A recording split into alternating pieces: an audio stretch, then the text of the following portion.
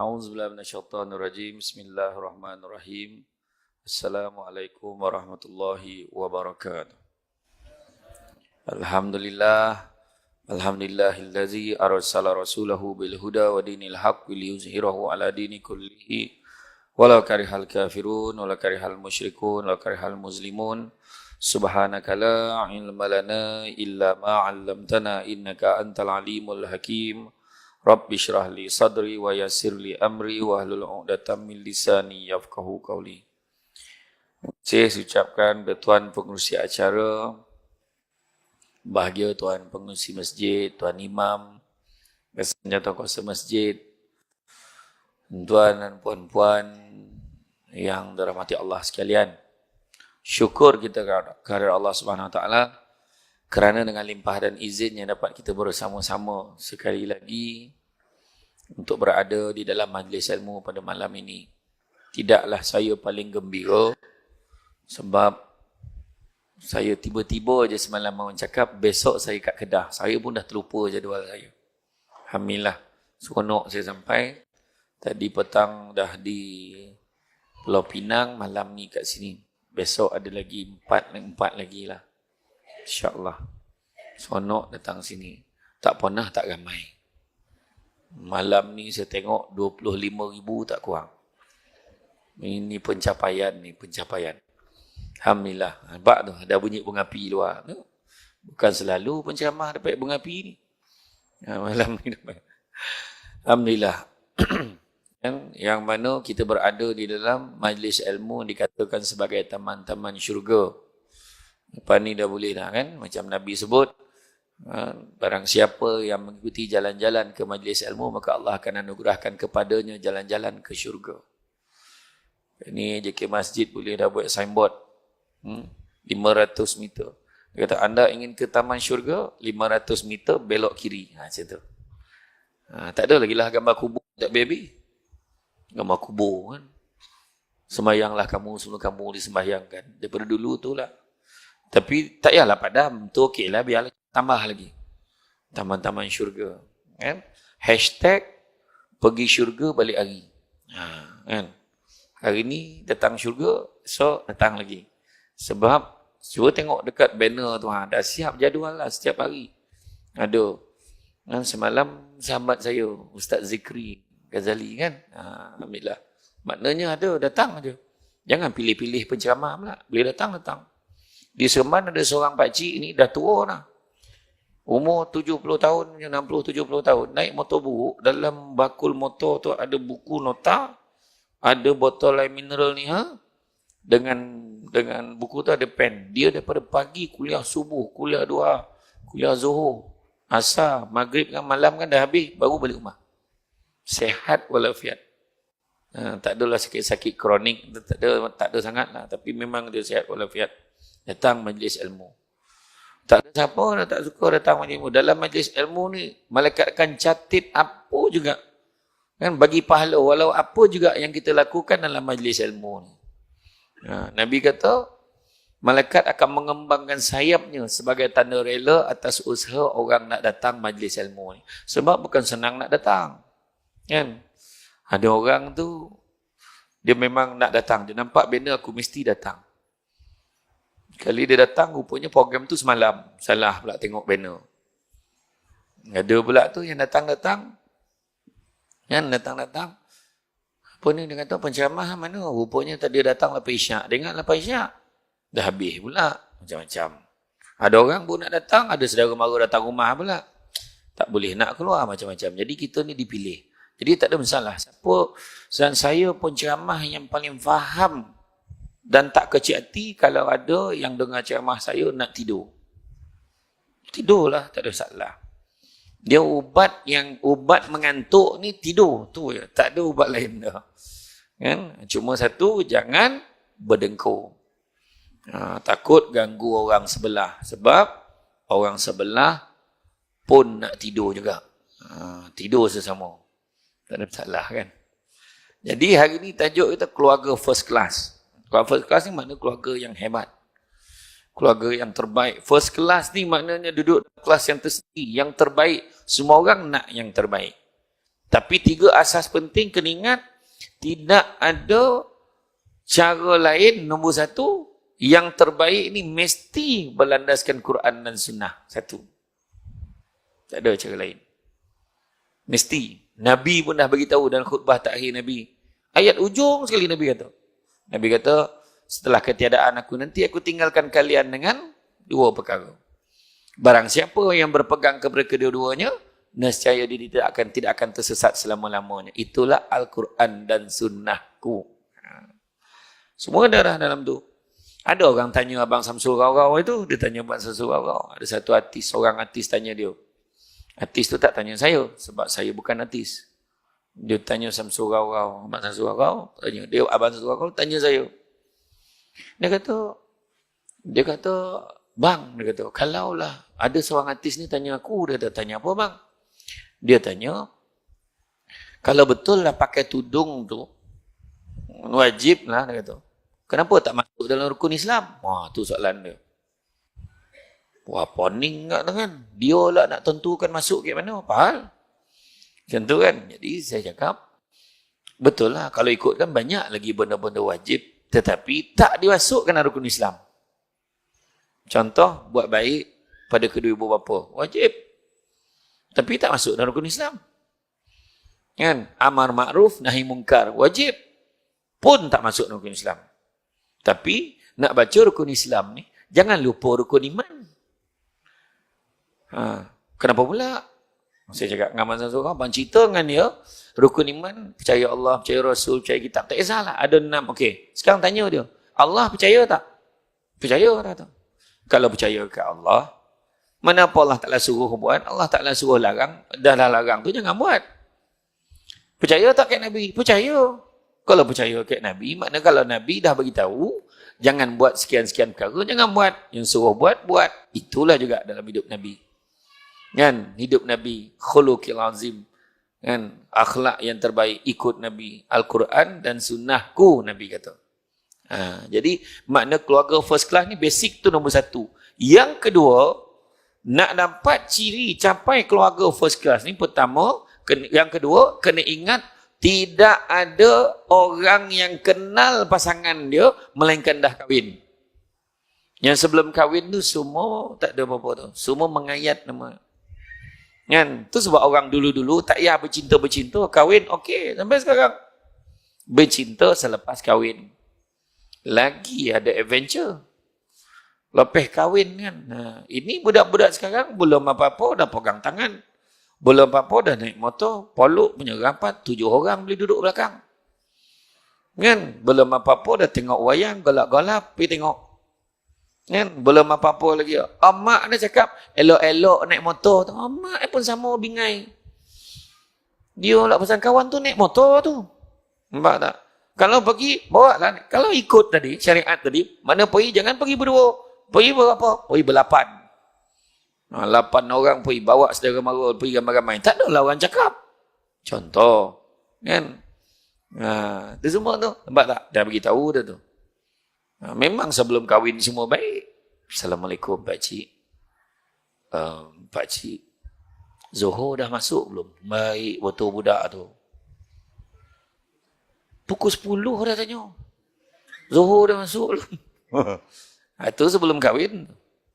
Lepas tu mana? Sedap betul air minuman ni makcik. Dia nak muji untuk air basuh tangan tu nak. Habis minumnya. Oh yai. Lepas tu dia nak cover. Patutlah rasa lain macam ya. Dia nak cover. Dia cakap, air dia kata, air basuh tangan pun sedap. Belum lagi air lain. Wah, dia punya ayat nak cover. Wah, dah kambung parut kawan tu. Tapi saya pergi Balkan itu lain. Saya pergi Balkan baru ni. 10 hari.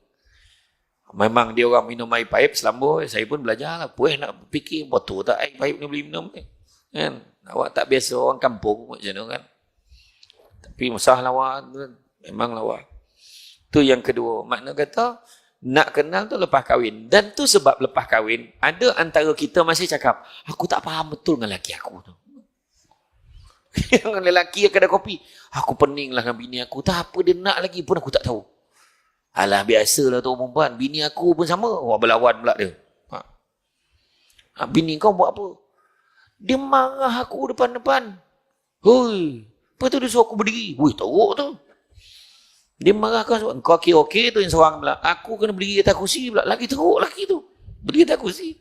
Rupanya bini dia pengetua. Bini dia garang guru disiplin. Suruh memang kalau marah suruh berdiri. Tak tahu kenapa. Ya, lepas kahwin kita akan proses mengenali tu. Proses berkenal-kenalan tu berterusan sampai ke ujung. Perangai berubah-ubah macam mana kita nak kenal. Kita tak boleh harap orang tu sama dulu sampai sekarang. Orang perempuan tentu emosi dia berubah-ubah. Dulu belum ada anak lain. Dah ada anak lain. Macam mana tak bangi? Dulu suami balik. Yang kat mana? Yang kat mana? Abang cari yang ni. Kat belakang. Basuh kain. Contoh lah kan. Tapi lepas dah ada anak, dia tak tanya mak tu. Anak mana? Yang ni yang depan tak nak tanya. Kau dah ada depan, baik apa tanya. Aku tanya yang tak ada lah. Itu masalah tu. Dia tanya anak. Anak mana? Anak buat apa? Orang dulu kan macam tu. Tetapi makna kata, kena faham, orang perempuan ni pun nak belayan kasih sayang. Paling sensitif. Lagi banyak umur, lagi sensitif lelaki. Betul? Ya memang lelaki lagi kuat maju. Memang. Tak. Kita buat ujian sikit. Semua orang buka tapak tangan ni. Tengok tapak tangan. Tengok tapak tangan masing-masing. Jangan tu sebab anak ikut perangai. Tengok tangan orang buat apa? Tangan sendiri tengok. Sibuk tengok tangan orang buat apa? Tengok tangan sendiri. Tengok tangan sendiri sekarang. Okay. Dengar soalan saya. Tengok Tengok tangan tu. Jangan tengok saya. Tengok tangan tu. Okay. Sekarang. Cuba tengok kuku. Kita tengok kuku. Okey dah. Letak. Dah. Okey dah. Dekat situ sebenarnya. Secara psikologi. Dia ada. Kita boleh kaji sifat tu. Ada orang tu perempuan nampak lembut, hati korek. Ada. Dekat sini nampak, ada lelaki, nampak macam garang, punya hati lembut. Ada. Dengan tengok tapak tangan, kalau nak tengok hati orang tu korek tak korek, menurut kajian, tengok kuku. Zap tengok. Macam ni lah. Kan rimau tu, nampak? Orang perempuan, semua macam ni. Tuan tengok tadi. Tadi lelaki, ada beberapa orang yang lembut hati dia. Tengok kuku. Sap dia ni, alah. Buka garang tapi tengok macam tu. Tapi tak apa, tak. Tapi tak adalah kata dia lembut-lembut macam tu. Tetapi mana hati dia mudah terasa. Tapi lepas ni nak buat tak boleh kira lagi lah sebab dah tahu. Kan? Tapi macam tu lah sebenarnya. Benda-benda macam tu simple. Dalam anak-anak, kita kena kenal. Anak paling sensitif. Anak nombor 1 paling sensitif. Nama yang sulung. Long ni konon paling tabah lah. Tapi cuba tak dengar cakap dia. Memang merajuk. Itu dari segi psikologi. Tapi mungkin ya, mungkin tidak. Nampak tak? Kadang-kadang juga kita tengok. Kadang anak sulung lagi manja daripada anak bongsu tu. Ada juga. Itu sebab kita kena kenal. Proses mengenali ni berterusan.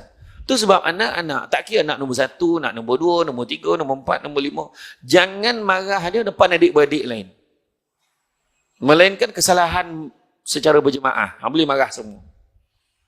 Bila marah seorang, depan adik-beradik lain, ego dia tercabar. Nak pula dia lagi atas. Kena marah depan adik, dia malu. Itu yang tak senang. Nak tegur dia, tegur personal. Ingat tak Sayyidina Ali kata, kalau kamu nak menegur seseorang, jangan menegur depan khalayak. Kerana itu bukan menegur, itu menjatuhkan maruah. Sayyidina Ali sebut. Kan? Macam kita nak tegur orang kan, kita cakap, kau janganlah pakai baju macam ni. Contoh dia cakap, semua orang pandang dia. Malu dia. Tapi kalau kita beradab, kita panggil, jap, nak cakap, kau kenapa pakai baju macam ni? Tak kena langsung. Tak contoh. Dia cakap, macam tu. Dan begitu juga, kita tengok yang ketiga, dalam kehidupan berkeluarga ini, dalam berpasang-pasangan itu, tidak ada pasangan yang suka dirinya dibandingkan dengan orang lain. Nampak tak? Kalau kita rujuk balik dalam surah Ar-Rum ayat 21, nah dia beritahu, kan? Dan di antara tanda-tanda kekuasaan kami dijadikan pasangan untuk kamu mengikut jenis-jenis kamu sendiri. Kan? Dijadikan isteri kamu tu dari jenis-jenis kamu sendiri. Memang jenis kita dah tu, kita nak dia. Kita nak kahwin dengan dia. Janganlah besok bila dah kau dah tak suka tu kau cakap lah tak sesuai lah, tak apalah. Nak kesesuaian itu untuk dicari. Nak sesuai ni bukan sama. Tak. Sesuai sama ke? Tak. Dalam keluarga sesuai, ini bukan sama, tetapi yang kita nak cari orang yang boleh saling dalam bahasa Jawa tu, atau setengah daerah di Kedah sebut tu, reciprocal process. Oh, ayat tu. Orang cakap orang putih tu. Maknanya proses lengkap melengkapi. Mana kita kurang, suami lengkapkan. Mana yang suami kurang, isteri tolong lengkapkan. Nah, faham? Mana yang suami kurang, isteri tolong lengkapkan. Faham? Faham ke tidak? Dia dah fikir lain. Bukan lengkapkan kuota. Tapi maksudnya lengkapkan kekurangan. Contohnya suami, yang ni dia gemar, dia ni pelupa. Isteri tolong ingatkan. Nampak tak? Suami dia ada masalah tertentu. Dia sakit. Isteri, saya pernah tengok. Saya masa pergi, dia sekali saya pergi pelayaran. Satu saya naik kapal tu. Ada satu pasangan, ya Allah Akbar. Tua dah, suami dia tu 75 tahun. Orang Selangor. Isteri dia lebih kurang 55 ke macam tu. Beza jarak dalam 10 berapa belas tahun. Tapi dah tua ni. Panggil abang lagi tu. Abang, ni ha. Suami tu Zul ni duduk ni tongkat ni. Dia siapkan, ni abang, ni air abang. Yang ni panas lagi ni. Yang ni air suam. Ambil dua air. Lengkapkan sarapan dia tu. Lepas tu ubat lah. Ni ubat ni makan dulu bang. Ni ubat ni sebelum makan. Dah susun ubat dia. Baik, la ilaha Allah. Kita je nak. Abang poning ambil kat tepi air subek tu. Contoh kan. Meraba-raba tersalah. Dah ubat period pula makan. Dah kacau betul kan. Nah tak tentu harah ada hormon suami tu. Betul. Tak benda-benda macam tu kadang bondo yang orang ambil jangan. Nampak tak? Semua benda tengok dah tua romantik. Saya pernah tengok kat bazar Ramadan. Suami isteri pegang tangan pimpinnya. Memang suami dia dah mengotak-ngotak dah penyakit Michael Jackson nama-nama. Parkinson. Memang ada menggigit dan terpergi. Lepas tu dia tanya, abang nak kuih apa? Ikut sayang lah. Dah tua tau. Ikut sayang lah. Kita anak bos orang. Maknya. Bapaknya. Dah tua pun sama. Atuknya. La ilaha illallah. Tuk Haji. La ilaha illallah. Dah tinggal berdua. Mesra lah. Pergi mana Bang Haji? Pergi masjid. Ada ceramah. Nanti abang balik. Macam tu lah. Jawab pun lain. Pergi mana toknya? Pergi masjid. Buta. Kan marah tu. Cuba kita ubah sikit kata kan. Nampak tak? Kalau kita tengok Nabi sendiri panggil macam mana Nabi panggil isteri dia. Ya Humaira, wahai pipi kemerah-merahan. Balik kan buat. Wahai pipi. Tak apa pipi kau ni aku pun tak tahu lah. Pipi lah kata-katakan. Dia pun tak sempat kaji pipi bini dia macam mana. Janji pipi dia kata. Dia nak pahala sunnah tu dia ikutlah macam Nabi kan. Ya Humaira kan. Nak kata merah tak merah pipi kau kan. Wahai pipi balang-balang. Tak kisahlah. Tak kisah. Yang penting jadi panggil. Panggil maksudnya panggil mesra. Tengok isteri Nabi panggil Nabi macam mana.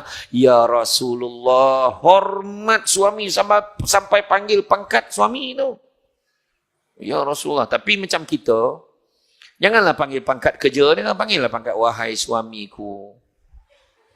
Ni kawan. Ada apa wahai pengurusi masjid. Jangan macam tu. Sampai ke rumah mengurusi masjid. Apa hal pula kan. Ada apa wahai operator pengeluaran. Kawan tu kerja kilang. Kan. Tak adalah ada apa wahai suamiku. Macam tu lah panggil. Barulah first class. Ni cakap galak-galak. Kenapa galak? Sebab payah nak buat. Kena buat. Biar dia rasa dah tua-tua tu buat lagi bahagia. Abang bin tumbang orang tua tu. Terperanjat tak pernah panggil macam tu. Bagilah warning bang mulai esok. Kita panggillah mesra-mesra. Kita tinggal berdua je. Tak? Mana? Keadaan kita tu. Nampak? Dan sambungan pada surah Ar-Rum tadi. Supaya, kenapa dia carikan pasangan tu, dia jadikan pasangan ikut jenis-jenis kita sendiri, supaya kamu merasa cenderung atau tenteram. Pertama. Dan padanya diwujudkan perasaan kasih dan sayang.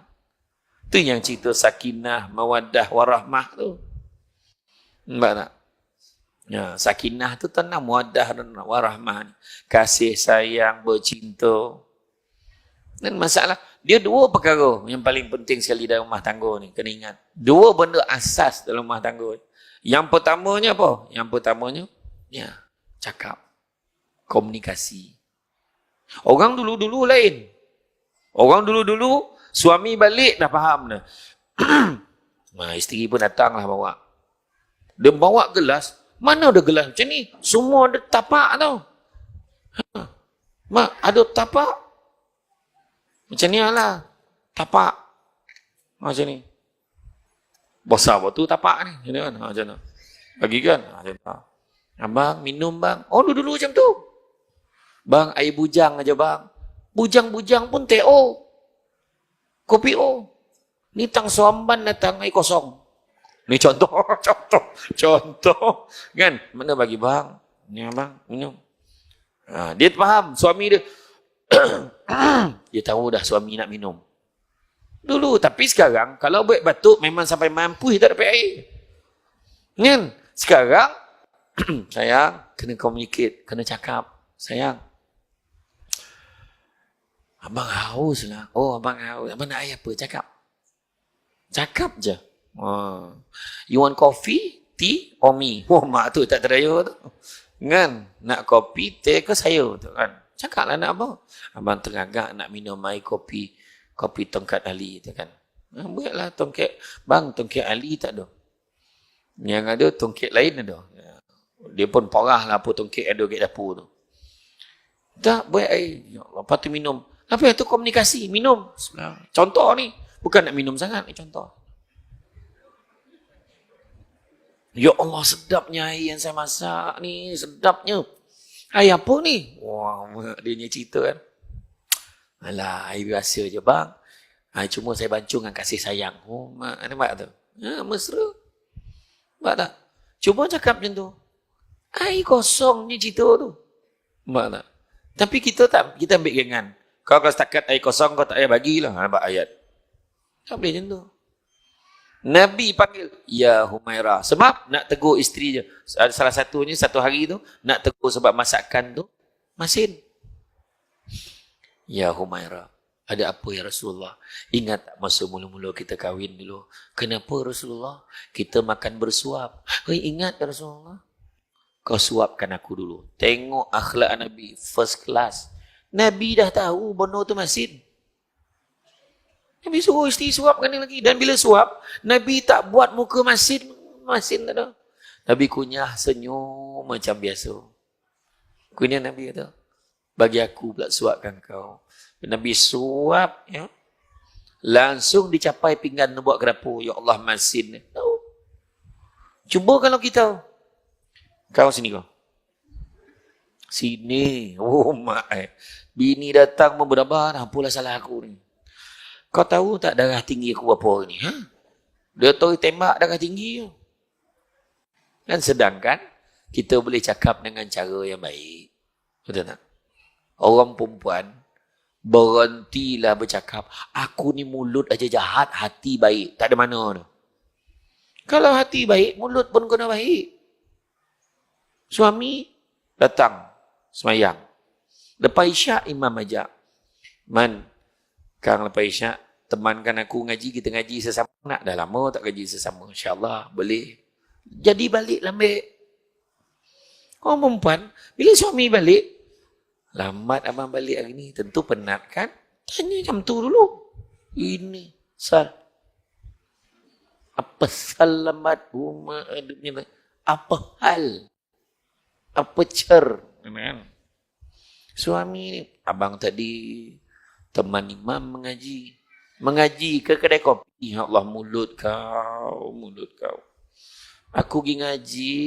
Sudahlah. Kan tak percaya muka. Mengaji apa? Kat rumah pun tak pernah ngaji. Dan dia tembak lagi mak tu. Sudahnya besok tu. Sebelum maghrib, imam tanya, malam ni nak ngaji? Tak maaf. Malam tadi dah kurang sound dah. Tunggu dalam sebulan lebih, 2 bulan dah lupa-lupa pun kita ngaji balik. Tu kat rumah tu lain macam, mam. Oh, yalah. Malam tu, lepas bagi salam maghrib, dia tu balik tu. Dia tak tunggu wirid, tak tunggu doa.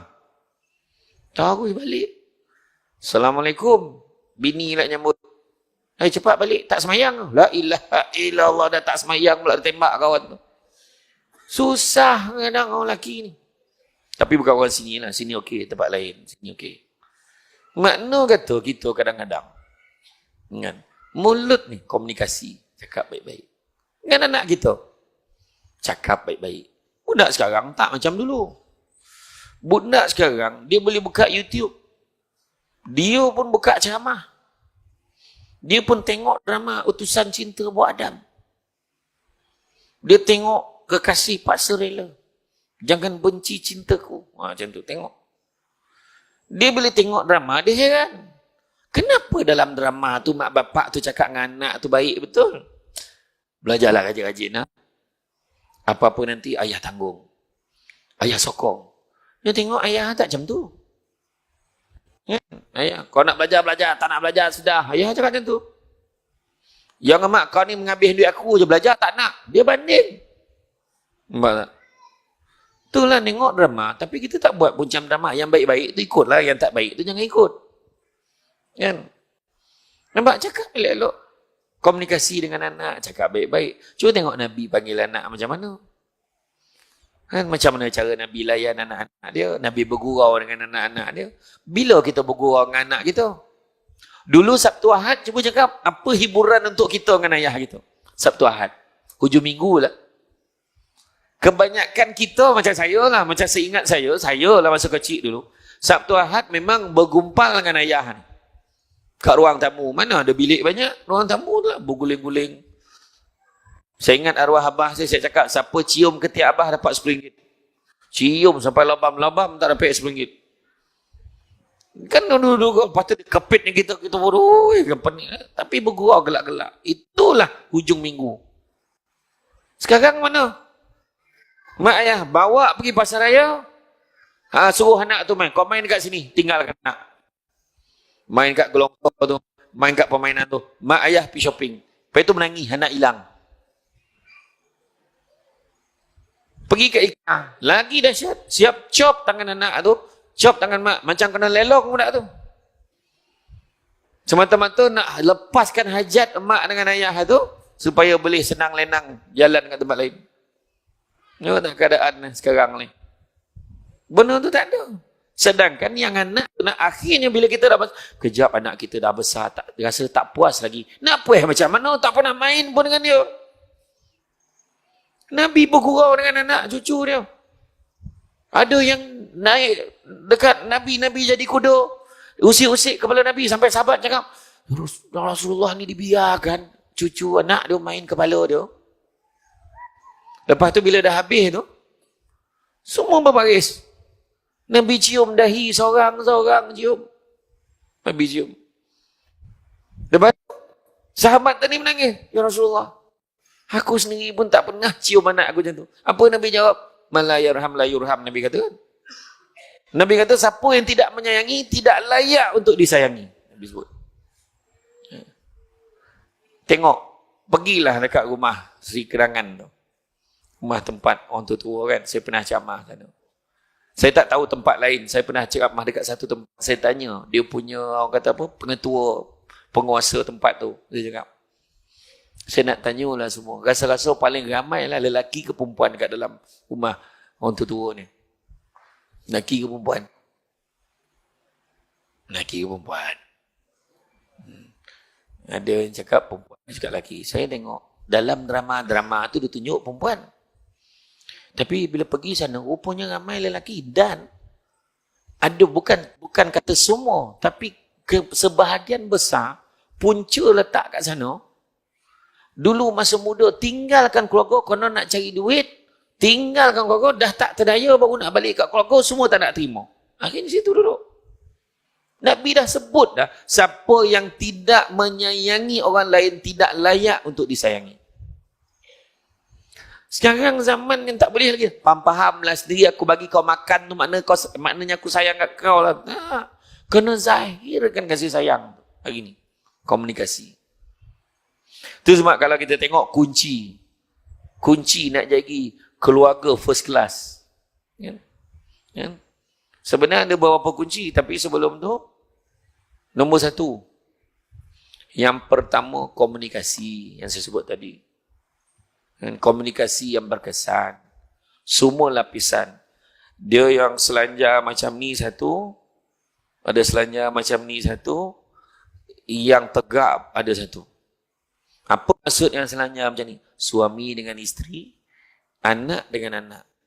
Kena perhatikan, ada tak komunikasi antara adik-beradik? Ada tak kemesraan antara adik-beradik? Kalau tak ada, cari jalan biar dia mesra adik-beradik. Sebab andai kata kita tak ada besok, kita nak dia mereka masih lagi boleh berkasih sayang walaupun tak ada suami. Walaupun tak ada isteri, tak ada ibu, tak ada ayah. Mana adik-beradik masih saling jaga menjagai. Satu lagi, yang menegak pula kasih sayang daripada atas ke bawah, bawah ke atas. Ibu dan ayah kepada anak-anak, anak-anak kepada ibu dan ayah. Penting. Sebab komunikasi, sebut sayang, ini makanan dalam jiwa ni.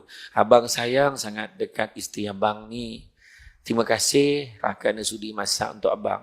Yang isi pula abang, syukur sangat ada suami macam abang. Benda tu makanan, bukan bodek. Bila kita sebut, benda tu rangsangan untuk dia. Bang, saya syukur sangat dah 30 tahun bang, kita hidup sama-sama. Saya syukur sangat sebenarnya saya ada suami macam abang. Seronok sangat bang. Saya tak ada komplain apa pun. Biasalah satu dua tu saya minta maaf lah kalau saya buat salah. Macam tu. Cakap. Benda tu kena cakap. Yang kedua, berusahalah kita sebaik mungkin untuk menjalankan tanggungjawab ikut peranan kita. Kalau suami, sebagai suamilah. Kalau isteri, sebagai ibu, ada peranannya. Sebagai suami, sebagai ayah, ada peranannya. Nabi pesan kan, Nabi dah berpesan kat kita dalam khutbah terakhir Nabi. Nabi kata, seperti mana kamu mempunyai hak ke atas isteri kamu juga mempunyai hak ke atas kamu. Apa hak orang perempuan patut dapat daripada suami? Nafkah. Dan bila sebut nafkah, ramai lelaki yang tersalah pandang.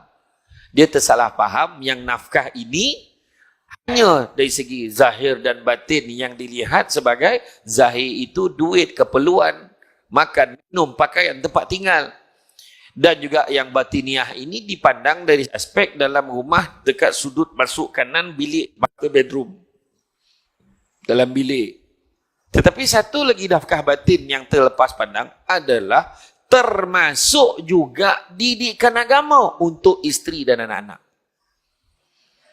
Itu sebab malam ni suami yang bawa isterinya datang untuk kuliah setiap malam. Dan isterinya disuruh pergi hadir kuliah duha. Pergi program-program agama. Kan? Jadi itu juga satu bentuk nafkah yang suami sediakan. Itu sebab suami kalau dapat hantar isteri itu lagi banyak makan. Tak apa, abang hantar. Kelasku apa esok? Abang hantar. Balik kau apa? Jadi sementara tunggu isteri siap, dia minum kopi depan tu. Lepas tu masuk dan kata, tadi ustazah tu ajar apa? Ustazah tu ajar, dia kata, jangan derhaka dengan suami. Oh iya kau, apa lagi dia ajar? Dia kata, taat perintah suami. Bagus ustazah tu. Kata suami dia. Lepas tu, dia cakap juga, hati-hati dengan suami ni. Sudah, apa pula dia cakap? Kalau nampak lain macam aja gaya tu, maknanya adalah tu kena kaji kenapa dia jadi lain macam. Betul lah ustazah tu cakap. Perasan nak tu lah, akhir-akhir ni nampak abang lain macam ni. Kenapa pula tiba-tiba hantar segi kuliah? Contoh. Nanti ni makna bincang. Tapi benda-benda macam tu, sebenarnya nafkah ni ramai tak perasan tentang didikan agama. Ya. Nampak Kemudian yang ketiganya adalah memperbanyakkan berjemaah dengan isteri dan anak-anak. Maksudnya meluangkan aktiviti bersama. Contoh, bangun subuh berjemaah. Makan sama-sama. Kan? Lepas tu tidur, dah ada disiplin lah. Macam mana cara? Anak-anak ni beratur, dia salam mak dia. Umi nak tidur, okey salam, cium tangan, lepas tu cium Umi sikit, lepas tu Umi cium dahi. Ikut sunnah Nabi. Beratur. Beratur anak tu tak adalah ramai sangat dalam 12 orang ni tu kan. Beratur semua macam tu. Kan. Golak pula. Cuba tanya orang-orang dulu, anak mana ada yang sikit-sikit dekat Kedah ni. Je tengok adik-beradik. Berapa ramai adik-beradik? Je tanya. Orang lama. Betul tak? Dulu, semua 10, 11, 12 biasa. Hari ni, 4 aja cukup. Tutup kilang. Suka-suka tutup kilang. Orang perempuan nak tutup kilang. Jangan lupa. Dia kena bincang dengan pengurus. Faham? Jangan main tutup ya. Pengurus kalau dia jumpa tapak baru jangan main-main. Terus naik tiang, terus siap tau dengan mesin-mesin masuk. Sudah terlambat. Yang faham-faham, tak faham sudah. Kan? Ada pembunuh kilang, pembunuh ni tak faham kan. Tapi memang ya. Kan makna kata berjemaah. Kan? Semayang sama-sama. Itu saham akhirat tau. Saham akhirat. Bayangkanlah. Kan kita semayang subuh berjemaah. Tak tinggal setiap pagi. Sebab suami nak keluar kerja. Mungkin nak kerja jauh ke apa. Pakai pagi subuh jemaah. Allahu Akbar. Bismillahirrahmanirrahim. Pagi. Berkumandang suara. Sebab Nabi pesan. Jangan samakan rumah kamu itu dengan kuburan. Kubur sunyi. Tak ada bacaan ayat suci Quran. Salah satu cara dia. Kita semayang berjemaah. Jadi bila dah habis tu, setelah berpuluh-puluh tahun, dah dibiasakan, akhirnya kita dah dalam kubur, anak kita kahwin, dia cakap dengan isteri dia, yang besok kita subuh berjemaah nak. Kenapa pula abang ni tiba-tiba je? Teringat arwah abah dengan arwah mak dulu, tak pernah tinggal solat subuh berjemaah. Dapat saham.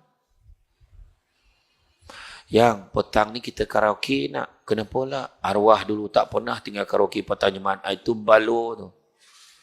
Kan? Orang ajak saham, tanam saham elok-elok, kau tanam saham karaoke. Iya. Makna saham yang baik-baik. Kan? Nampak?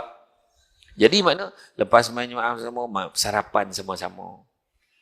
Aktiviti sama-sama. Ini kadang, bila makan apa jadi? Dah. Kau jangan, kau sepah nanti kejap lagi. Mak suap. Jadi dia tak makan dengan ayah dia. Dia dengan ayah makan dulu. Kejap lagi makan. Bersepah nanti. Nampak? Itu sebab orang dulu pakai tikar mengkuang. Senang. Berterabur kan kibih. Kat luar tu. Tak ada. Tapi, rupa-rupanya dia sama. Kalau macam tu, jangan beli meja. Beli meja sampai 20 tempat duduk. Suami sini, bini sana. Lauk. Apa? Pokak pula tak terang.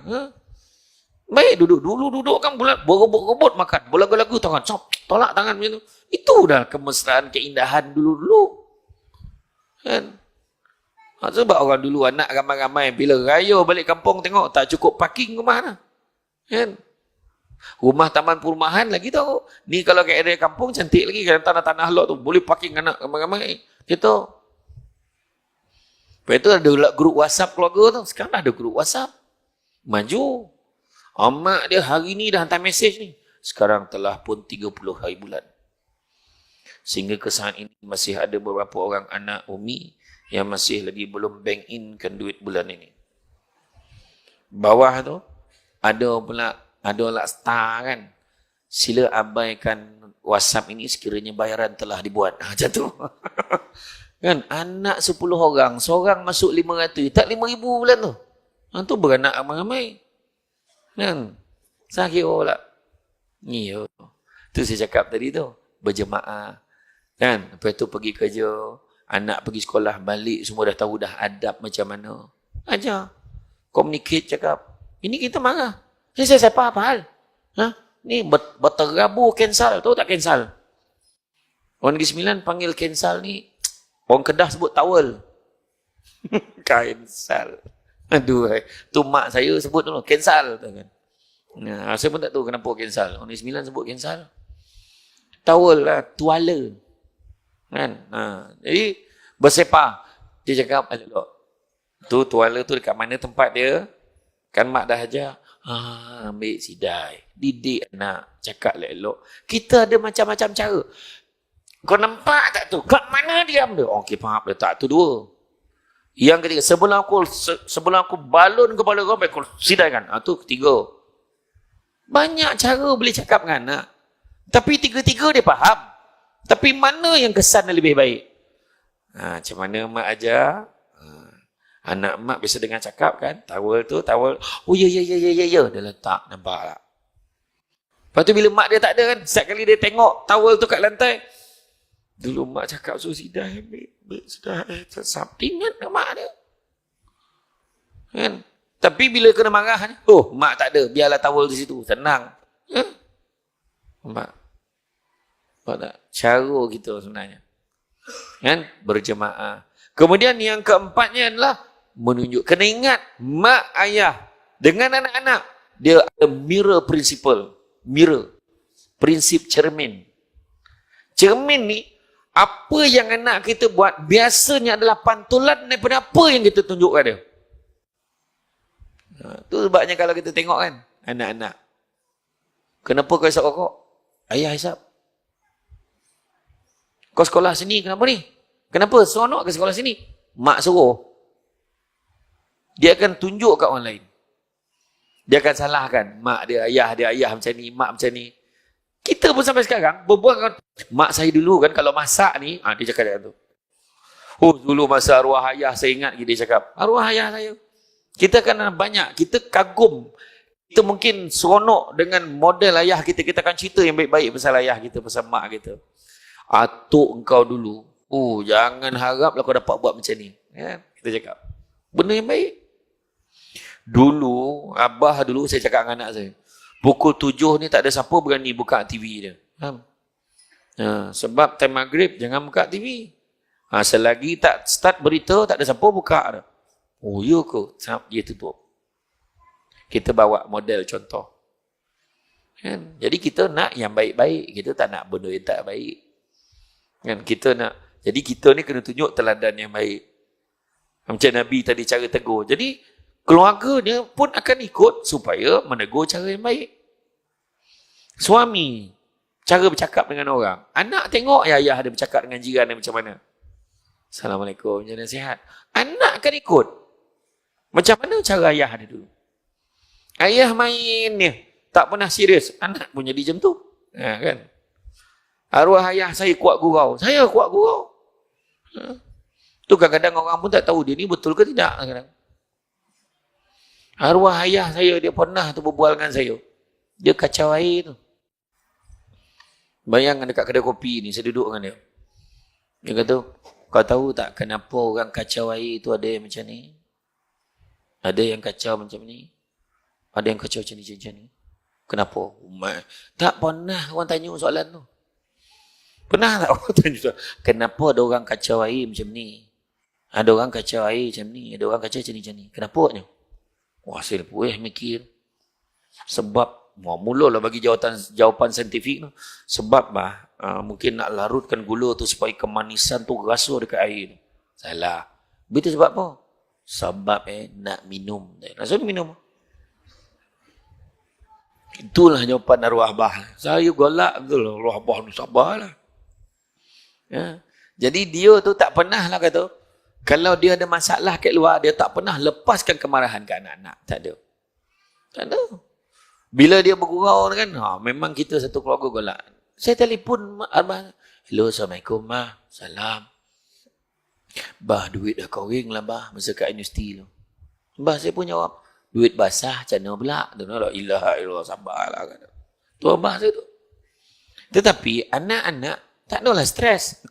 Dalam mana-mana macam tu, abah ni, iyalah nanti abah masuk kan. Lepas tu besok tu cek dalam bank kan. Cek RM10. Kan? Alhamdulillah. Dulu banyak RM10 tu. Dulu dalam sekolah Semat Labu dulu, paling seronok time keluar duit dapat beasiswa kecil dulu. Ada beasiswa kecil nama dia. Kan? Dalam setahun dapat RM150. RM75 tu banyak sangat tu. Paling seronok pergi BSN. Apa tak yang jaga kaunter tu semua lawa-lawa. Tapi lepas saya masuk universiti, saya pergi dah tak lawa sangat masa tu. Sebab yang dulu tu masih jaga kaunter.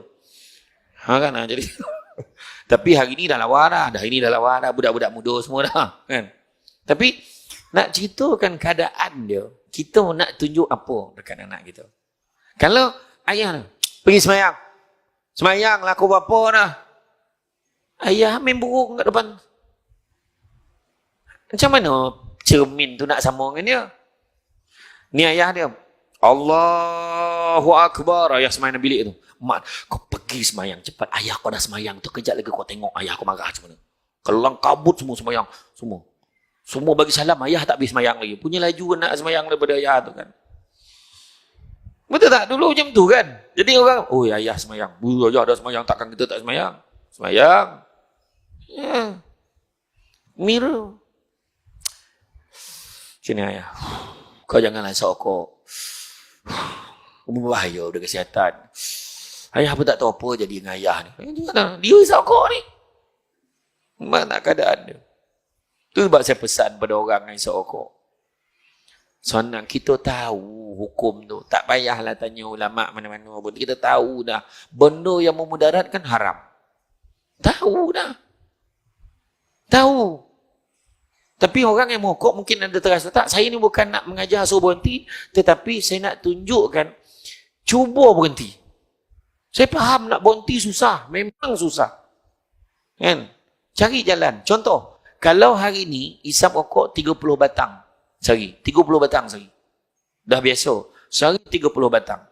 Tak apa, minggu depan, kurangkan, buang sebatang, jadi 29 batang sehari. Isnin, Selasa, Rabu, Khamis, Jumaat, Sabtu, Ahad. Minggu satu lagi, buang satu lagi, jadi 28 batang sehari. Katalah tiba-tiba malaikat cabut nyawa kita, biarlah. Allah Maha mengetahui kita mati dalam keadaan sedang berusaha berhenti merokok. Macam tu. Masalah kita tak sadar asal rokok ni. Dah mula orang asal rokok marah. Ada cerita rokok pula dia. Macam tu kan. Nah, tak sikit dia. Asap kita tu efek kat orang lain. Bukan kat kita saja. Mak nak. Tengok budak-budak sekarang, lagi bahaya. Jam ni jadi vape ni. Jam jadi vape. Dia ambil jam tu, usap rokok dekat pemain futsal. Dekat gelanggang futsal. Saya dulu, mak saya cakap senang ya. Anak mak jangan isap rokok. Langsung tak isap. Macam tu kan. Bayangkanlah, tiba-tiba jatuh hukum dia, bukan anak dia. Oh, jangan main-main. Dah mak cakap macam tu, akur lah. Ya, bukan sama nak. Tapi ni pesanan. Tu je. Tu saya kata, orang kerajaan kita sampai letakkan dekat kotak rokok tu gambar jantung hitam lah. Gambar orang mukul lah, tengah tengkorak, macam-macam. Macam tu juga pasal rokok tu. Kan? Dia sebenarnya kalau rokok tu jual letak kek mayat mula. Rokok tu letak kek mayat. Bukan kata apa. Nak ambil rokok, ambil kat mayat. Macam tu. Cabut dekat jantung tu. Macam tu juga pasal rokok. Yang sebenarnya, kita kena guna kaedah tadi, saya cakap tadi. Tak apa, kita usaha berhenti merokok. Perlahan berhenti. Kan? Yang penting ada usaha. Buat. Nak ikut-ikut, tak nak ikut sudah. Macam tu ya. Kan? Kan? Orang perempuan pun, seronok tengok. Cakap lah, bang, kalau boleh abang berhenti lah. So slow pun tak apa. Yang penting ada usaha. Yalah. Arwah abah saya dulu pun isap rokok. Mak saya tahu abang kurang lah isap rokok. Arwah abah cakap, sekarang ni isap tak banyak dah. Sekali isap sebatang. Kata. Mana pula orang isap rokok sekali isap 4 batang. Tak ada semua memang sebatang. Kan? Arwah abah saya memang kuat purau. Macam tu lah jawab dia. Kan? Macam tu ikhtiar nak berhenti. Dan yang kelima, paling penting, mendekatkan diri. Ajak keluarga kita, isteri, anak-anak mendekatkan diri kepada Allah. Kunci keluarga first class ni, nombor 1, kunci rumah. Nombor 2, kunci pejabat. Nombor 3, kunci kereta. Nombor 4, kunci syurga. Nombor 5, kunci spare. Siapa yang pernah dengar ceramah saya sebelum ni, saya dah bagi dah ni. Kunci rumah, kunci pejabat, kunci kereta, kunci syurga, kunci spare.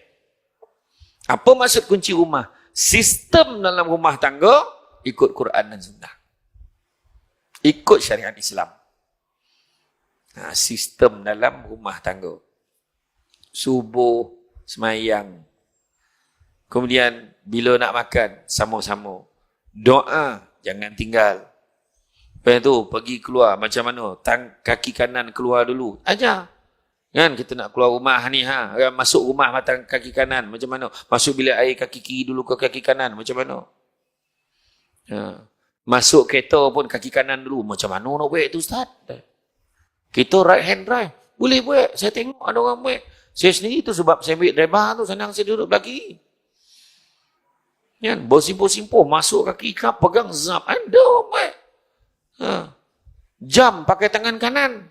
Dah biasa start tangan kiri. Betulkan yang biasa. Biasakan yang betul. Nampak tak? Kanan. Iya. Tak? Paling senang lah benda-benda macam tu. Apa lagi? Selipar kek rumah. Subuh ngadap keluar. Wah, contoh. Nampak tak? Sistem dia. Ikut sunnah Nabi tu selipar kasut kita menghadap keluar. Ini, wah kasut kau ngadap keluar macam Jopun. Ikut Jopun tak baik bala. Ikut Nabi dia baik bala. Nabi dengan Jopun siapa lahir dulu? Nabi lahir dulu. Macam mana pula kita ikut Jopun sedangkan ikut Nabi dia baik bala? Faham tak? Sistem. Kedua, saya kata kunci pejabat. Apa maksud kunci pejabat? Cari rezeki yang halal. Tak kisahlah kerja pejabat ni maksudnya kerja rezeki. Nabi pesan, carilah rezeki yang halal kerana sesungguhnya yang halal itu cukup buat kamu. Cari rezeki yang berkat, barakah. Apa maksud barakah? Apa maksud barakah? Ada jawab, barakah ini pondok Ustaz Kazim dia. Kan? Itu al-barakah lah kan. Tapi maksud barakah ni, keberkatan ni adalah rezeki yang dapat tu walaupun sikit, tapi kebaikan itu berkembang. Kita nak gaji tak adalah banyak. Mana kau kampung berapa sen sangat? Mungkinlah dulu-dulu. Orang dulu dapat berapa sen sangat gaji dulu. Tapi anak-anak berjaya semua. Alhamdulillah. Isteri pun baik, okey, tadbir, urus keluarga, selesai semua. Walaupun dengan serba kekurangan. Hari ini segala macam kemewahan bagi, tapi anak jadi polosit. Tahap badi hantu masuk ke anak ni pun tak tahu. Kan? Balik. Tengok balik rezeki kita bagi macam mana. Rezeki yang halal ni bukan hanya aku kerja kerajaan, aku kerja makan gaji, dekat swasta tu makan gaji, aku dah confirm halal gaji aku. Belum tentu lagi. Persoalan nak ditanya bagaimana nak menghalalkan rezeki yang kita cocok setiap bulan tu. Gaji kita tu. Tengok balik. Orang kerja dia tidur tapi gaji sama. Macam mana kata berkat? Mak. Macam tu. Sebab saya selalu bawa contoh. Makcik-makcik cleaner, tukang sapu yang kerja. Jangan malu kerja tukang sapu ni. Jangan malu. Saya cukup respect orang yang tukang sapu ni. Sebab apa? Dia memastikan keadaan bersih untuk kemudahan semua orang. Pahala cukup besar. Gaji 7-800 sebulan. Dan dia tak pernah pun letak dalam kepala dia. Satu hari nanti aku akan jadi ketua cleaner. Mana ada? Dia dapat duit gaji 7-800. Dapat bantu suami sikit-sikit. Dapat ringankan beban keluarga. Alhamdulillah. Itu je. Elok hidup anak-anak keluarga okey. Mana? Macam ceramah lah. Contoh penceramah lah kan. Kalau apa, tak ada banyak ni saya tak datang. Ada orang cakap kan? Ada orang yang macam tu. Apa ingat ceramah menyaga ke? Kan? Apa tahu benar? Kan? Susah kan? Cabaran paling besar penceramah nak buat apa dia cakap. Tu kadang-kadang. Oh kita nak ikhlas. Bagi 500 tak datang lah. Sikit mana dia nak hamba. Kan?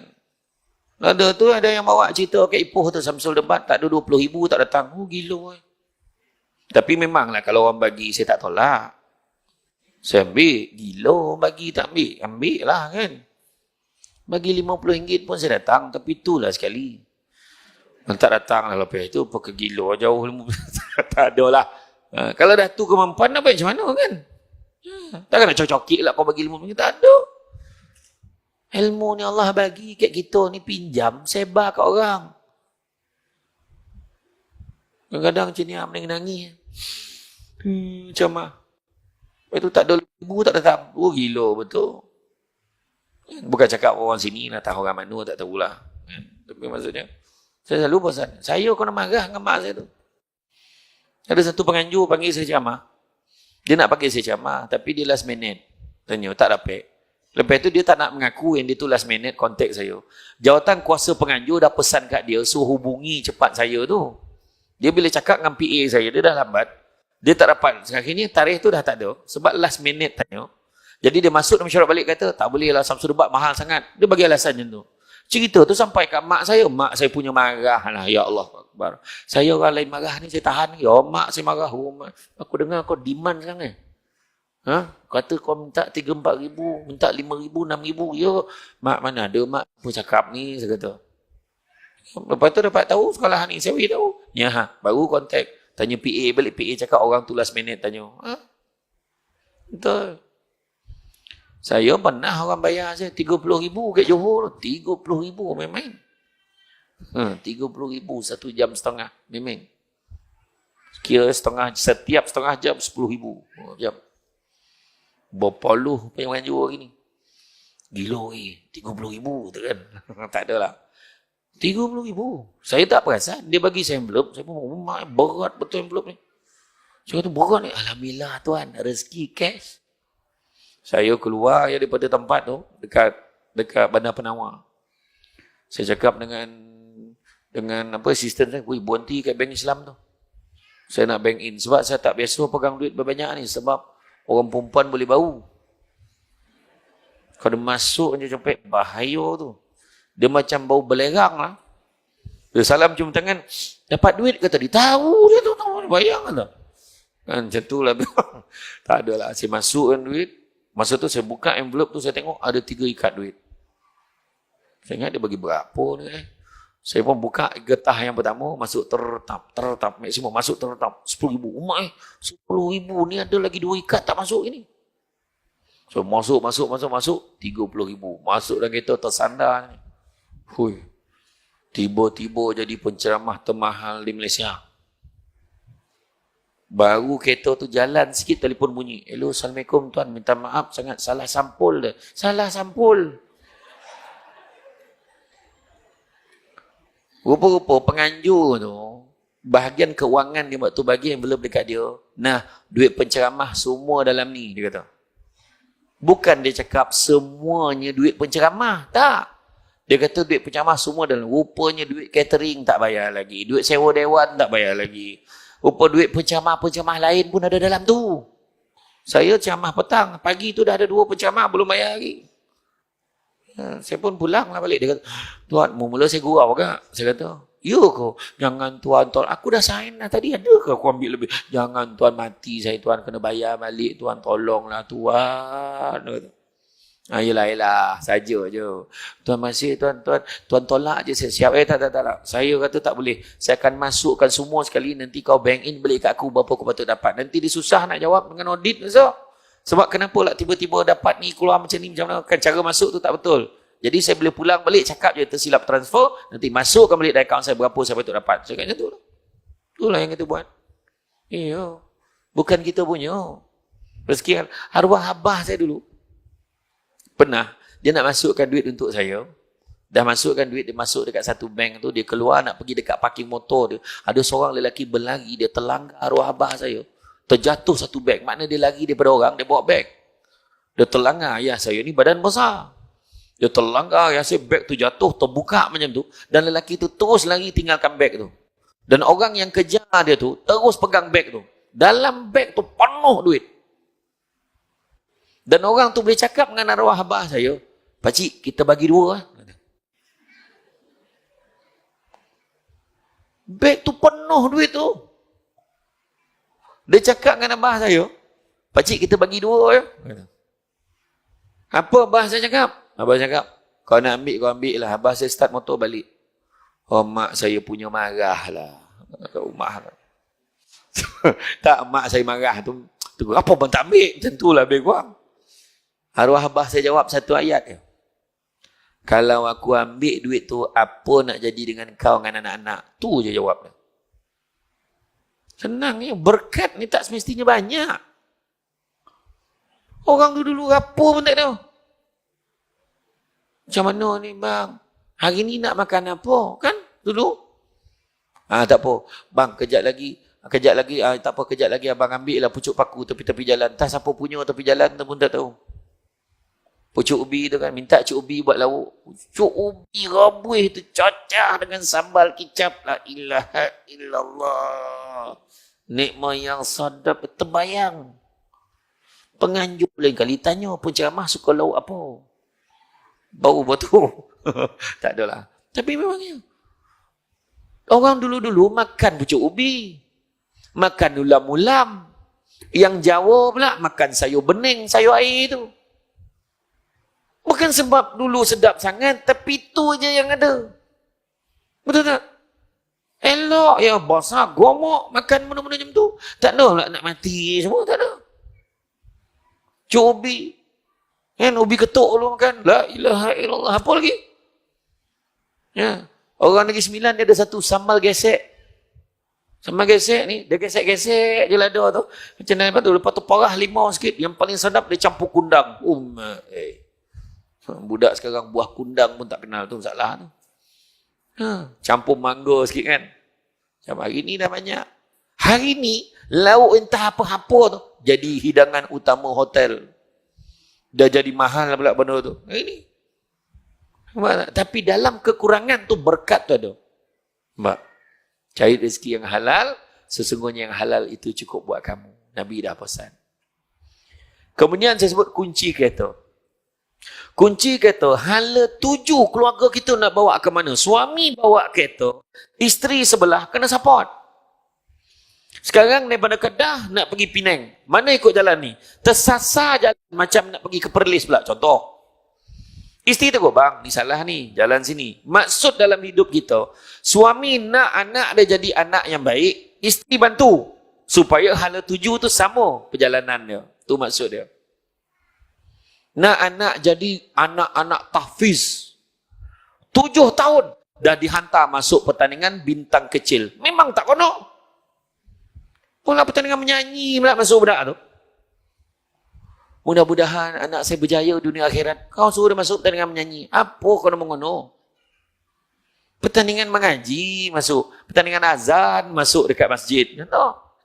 Tak? Itu bulan puasa. Kebetulan bulan puasa itu, saya bawa seorang. Bawa balik kampung mak saya. Budak ni bawa balik kampung mak saya jadi imam tarawih. Ya Allahu Akbar, budak ni. Ya Allah. 17 tahun, sedap bacaan ni. Mengeletek-ngeletek nyawa makmum ni dengar dia sedap baru dia punya bacaan tu. Rakaat pertama lain Fatihah, rakaat kedua lain lagu Fatihah dia. Rakaat ketiga lain lagu Fatihah dia. Ya Allah, sedap betul. Tak ada gagap langsung. Saya bawa budak tu. Malam tu turn saya kali keempat. Saya dalam sebulan tu saya dapat 4 kali je. Jadi imam dekat kampung mak saya tu. Jadi hari keempat tu saya bagi budak ni. Saya jemput banyak, saya bayar. Minta suruh bayar dekat budak ni kan. Imam jemputan. Datang dia baca. Rupa-rupanya. Baru saya sendiri malam tu baru tahu yang rupa-rupanya budak ni 17 tahun tahfiz ni. Rupanya tahun lepas memang biasa dijemput untuk jadi imam tarawih di Istana Negara. Ya Allah. Mulalah. Pertama kali orang kampung saya komplain. Kenapa budak ni baca pendek sangat? La ilallah, sabarlah aku. Dia baca ayat panjang tapi tak terasa. Saya kata, lepas tu mulalah orang perempuan. Sajuk paut emak. Tu orang mana sajuk paut kambung tu. Sajuk hati. Sajuk hati. Memang ya. Kalau kita tengok Allah, budak ni lambut ya. Bila bagi, banyaknya ni. Banyaknya. Dia cakap. Kita rasa sikit yang kita bagi itu. Sebagai sumbangan kat dia. Banyak sangat ni. Ambil. Bagi. Nampak tak? Anak kita kalau macam tu macam mana? Allahu Akbar. Ada pandangan kata, anak yang hafaz Quran ni menghafaz Quran. Akhirat besok dia ada kota selamatkan 10 orang kali keluarga dia daripada neraka. Engineer belum tentu lagi. Lawyer lagi lah belum tahu lagi. Kan? Penceramah pun belum tahu lagi. Tapi yang tahfiz Quran. Tu sebab bila nak saya seorang tu nak masuk sekolah tahfiz, tanya siapa yang nak masuk, sudah yang seorang tu nak darjah 4 masuk.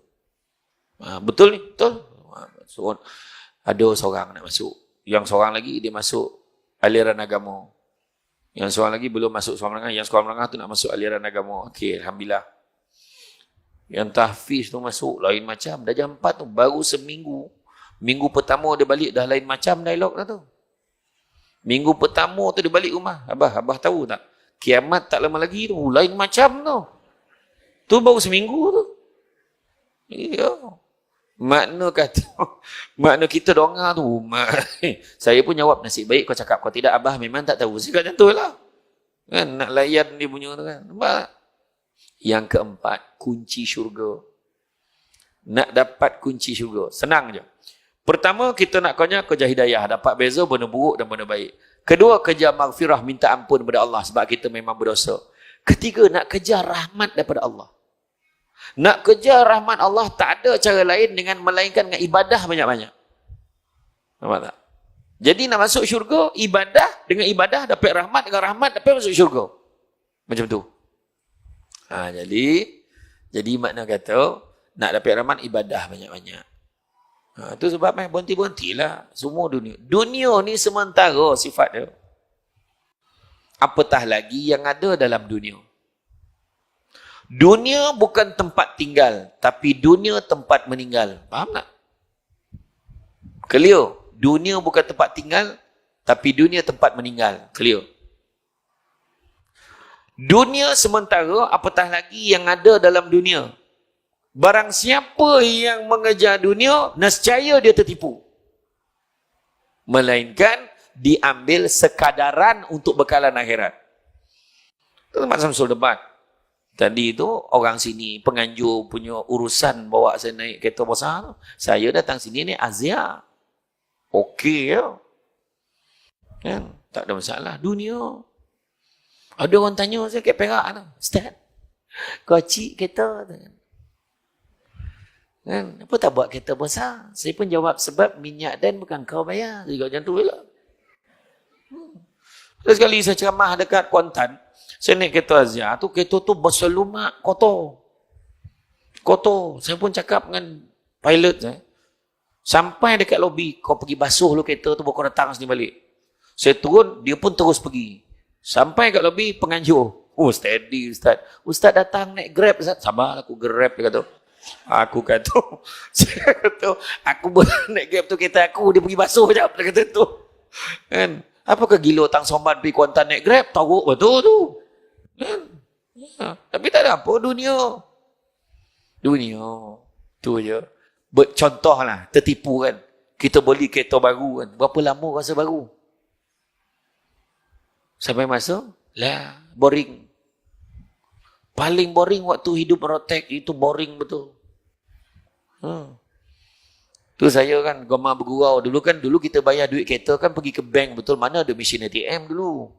Dulu kena bayar kat kaunter. Saya dulu bila bayar kat kaunter, masa saya ingat saya beli kancil dulu, kali pertama dulu. Beli kancil. Bila bayar kali pertama, saya tanya kaunter tu, Dik boleh tak tolong kira berapa bulan lagi tinggal? Oh, kali pertama bayar suruh kira berapa bulan lagi. Budak tu, biar betul baru bayar kali pertama ni kan. Saya bergurau kan. Tapi tak ada apa. Nak malu apa? Dulu orang dulu tak ada motor. Motor pun tak ada. Basikal tu kehebat tu. Jalan kaki, okey je. Dulu cikgu-cikgu dulu jalan kaki pergi sekolah, orang hormat dia. Hari ni lagi besar kereta, lagi teruk kena kutuk dengan orang. Apa sebab? Kan terbalik tu. Dunia, cakap tadi. Handphone, berapa lama rasa baru? Beli handphone, balik rumah dah ada handphone baru pula.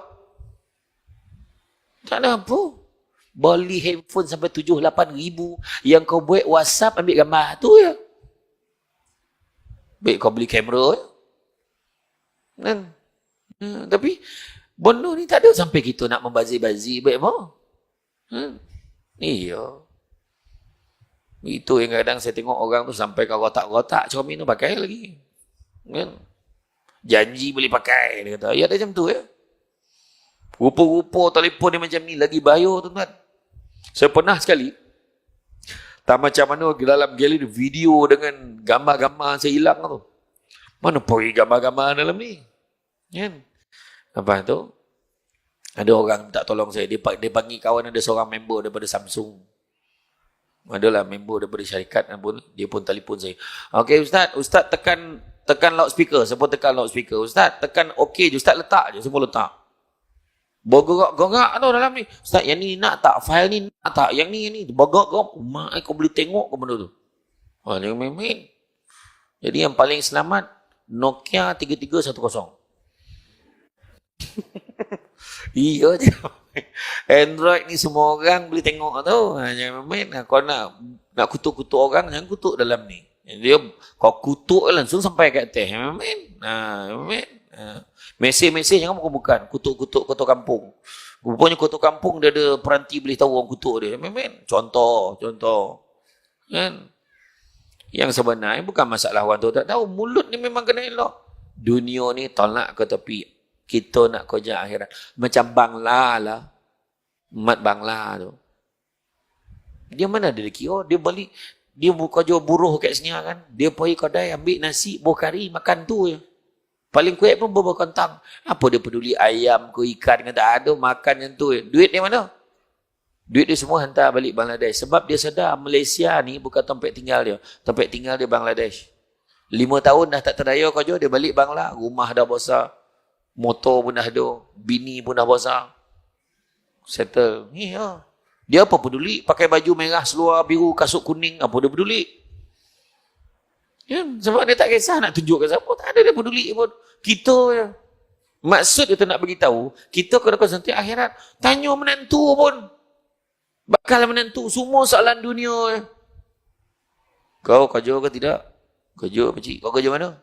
Saya kerja majlis. Majlis daerah sini mana? Sungai Petani. Majlis Perbendaharaan Sungai Petani. Saya majlis Perbendaharaan Sungai Petani. Tetap kontrak. Nampak tu tanya soalan. Belum tetap lagi. Setakat ni kontrak lagi. Gaji berapa? Ada allowance tak? Tolak tu berapa dah? Tu kereta yang kau bawa tu, kereta pinjam kau, sewa kau, bapak kau punya tu. Ayah saya punya. Ayah kau dah habis bayar belum? Ayah habis bayar pun tanya tu. Punya teruk Cuma tanya. Ni pakcik nak tanya. Dari segi background pendidikan agama macam mana? Alhamdulillah pakcik, saya tiap-tiap tahun belajar agama. Mak, tiap-tiap tahun macam mana pula? Kau biar betul tak? Masa kat sekolah dulu tiap-tiap tahun darjah 1 ada subjek agama. Aku pijak pula budak ni sekarang. Nak tanya kau mengaji tak? Alhamdulillah. Tadarus tu saya biasanya hari first dengan hari last. La ilaha illallah. Hari first dengan hari last. Time khatam Quran tu saya datang. Kau jaga semayang tak? Tu soalan penting tu. Kau jaga semayang tak? Kadang-kadang jaga, kadang-kadang tak. Macam mana pula? Bila time jaga saya semayang. Time tidur tak? Budak ni. Kan? Tanya, bukan apa, pakcik nak orang boleh jaga solat ni. Pakcik tak nak anak pakcik besok dengan kau-kau ni besok hanyut besok, pakcik tak nak. Macam tu lah. Kebetulan pula, pada satu tu pula, 3 orang datang, lelaki datang rumah. Kau nama siapa? Nama saya Mat Duha pakcik. Kau baca surah Duha. Senang waktu, Bismillahirrahmanirrahim. Wa duha wal laili iza saja.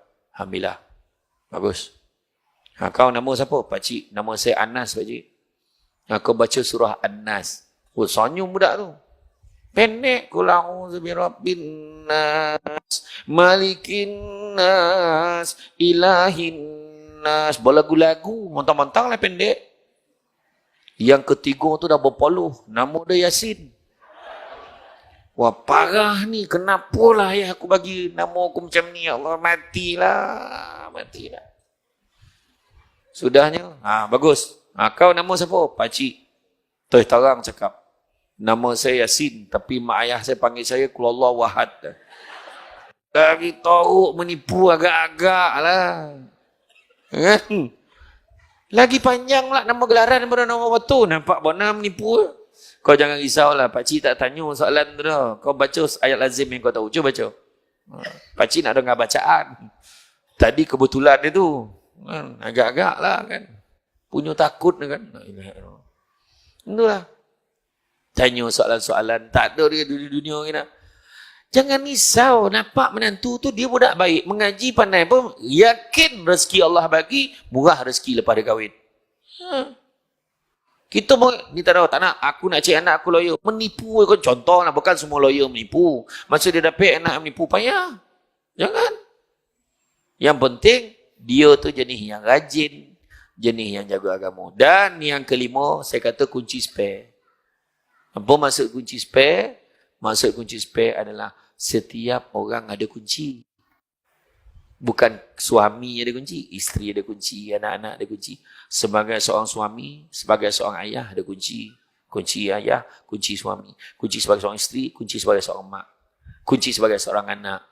Maka gunakanlah, laksanakanlah ikut kunci itu peranan masing-masing, mainkan peranan masing-masing.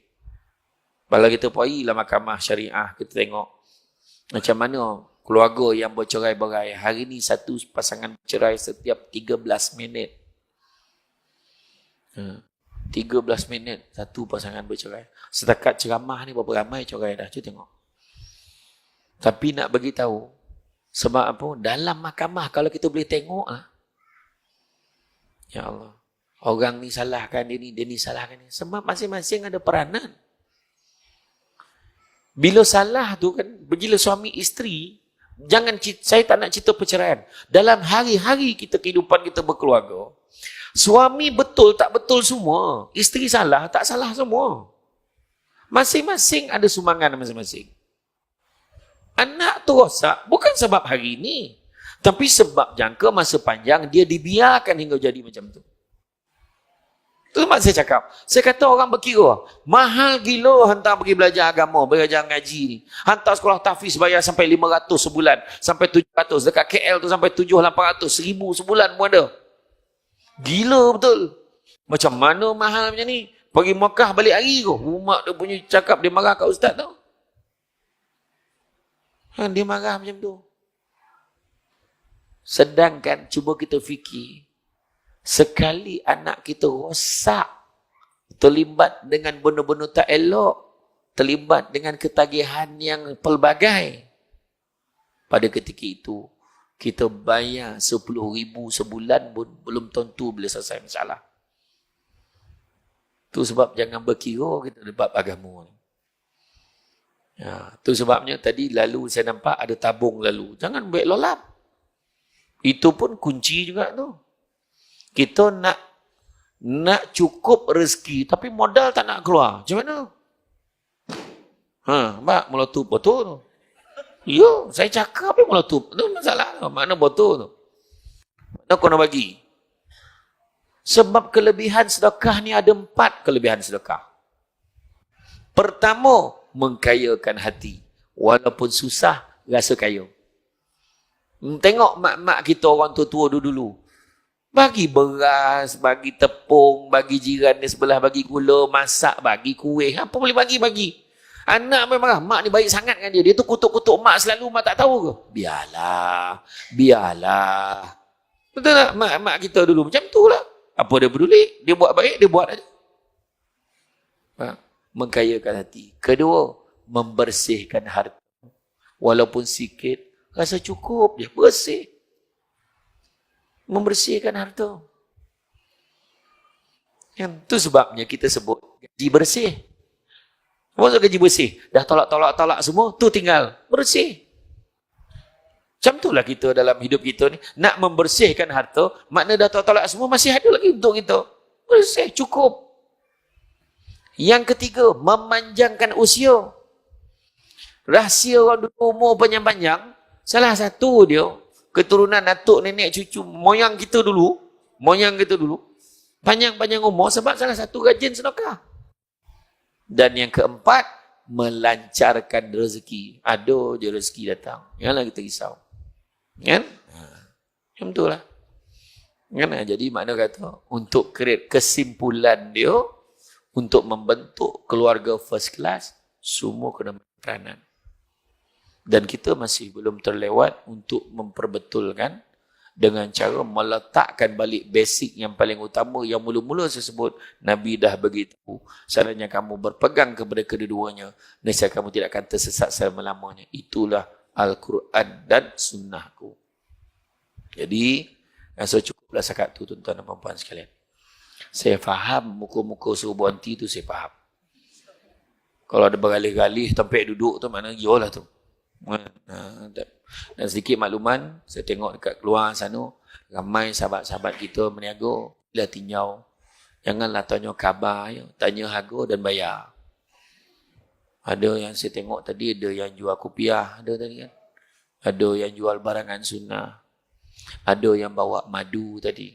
Daripada Tampin bawa madu. 2 makanan sunnah yang kena ada rumah orang Islam ni. Antaranya buah tamar, keduanya madu. Faham perempuan? Madu. Faham? Madu labah. Kan ada satu tu yang memang sahabat saya bawa tu, madu tu daripada hutan Gerik Perak. Dah tak banyak tinggal. Yang tak ada label tu. Tu madu tu daripada orang-orang asli dah masuk Islam. Dia mata pencarian dia, madu tu. Memang pure dan harga murah, tak dapat kat luar harga macam tu. Kemudian begitu juga ada kepek kampung pun ada, nipis ada. Orang perempuan makan sambil tengok drama. Tengoklah kan berapa. Lepas tu ada satu tu ada susu kambing. Susu kambing ni bagus. Macam saya gastrik saya ambil. Dia ada buah, dalam tu dah ada buah tamar, dah ada badam. Saya puas fikir, kenapa sadap saya minum buah apa ni susu kambing. Saya perasan, saya dapat free. Jadi tuan-tuan tak dapat dah kena beli kan. Tak, saya pun tengah fikir macam mana nak dapat free. Tapi memang sedap betul. Kalau nak sedap lagi, kita blender dengan buah tamar yang kita ada, dia pakat masuk dalam macam coconut shake, sedap. Tapi begitu juga kalau orang perempuan yang kadang dia kata ada masalah, dia tak boleh, tak tahan bau kan. Dia tak ada bau. Dia kambing daripada Belanda, daripada Holland. Sedap. Lepas tu orang perempuan ada masalah hormon dia merayau tu. Kejap awal, kejap lambik, kejap tak mana payah, tu boleh. Tapi mana dah tua tu tak salah cari. Memang dah tak ada. Tapi kok datang dia balik, rezeki. Rezeki. Lepas tu mana orang lama yang ada sakit tulang, osteoporosis dan juga sakit sendi, insya-Allah okey. Saya boleh recommend. Tapi bukan sebab saya dapat free dah, tapi memang sedap. Dan boleh minum lah. Jadi rasa tu saja daripada saya. Tadi tabung tadi, mana tak sampai lagi, cari tabung tu. Banyak ni, dekat depan tu pun ada tabung lagi. Masuk ni. Tabung masjid lah, dia tu dia, yang melokek tergantung tu. Masuk duit tu. Kalau tak ada duit, masuk handphone. Cuma orang masjid dia boleh tolak kat kedai, dapat duit. Jam, mana yang ada lah, golang omeh masuk dalam tu. Naiklah kita tukarkan besok. Kan? Yang penting kita ada usaha nak bagi. Barang siapa yang membina rumah Allah, Allah akan janjikan apa? Janjikan mahligai istana untuknya dalam syurga besok. Mudah-mudahan.